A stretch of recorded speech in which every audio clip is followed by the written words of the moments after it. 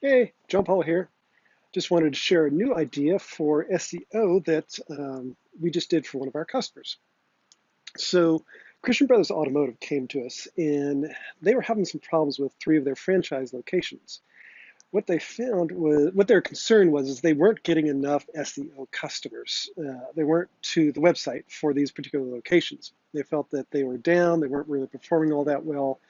And so they wanted us to take a look at, what was going wrong. Could they be doing better?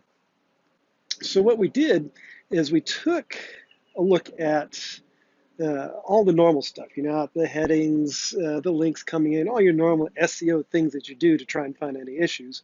But beyond that, what we did is took a look at some of their other locations that they felt were doing a good job, and took a look at the population densities within the region around the franchise, like 5 to 10 miles out. And then we took that and compared it with the new locations to try and do an estimation of the potential amount of SEO traffic that this brick and mortar location could actually be getting. And so what we found was pretty interesting.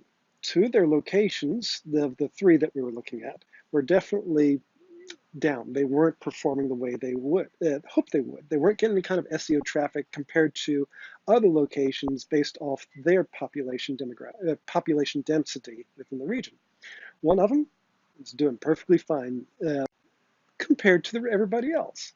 And so it was just an interesting new way of looking at SEO, especially for a brick and mortar location, on expectations on just how much potential traffic you could possibly get into your particular location. So we gave them a number of different ideas they could do to help out with SEO for these campaigns they could do to drive awareness, all that kind of stuff. But at the end of the day, it was data.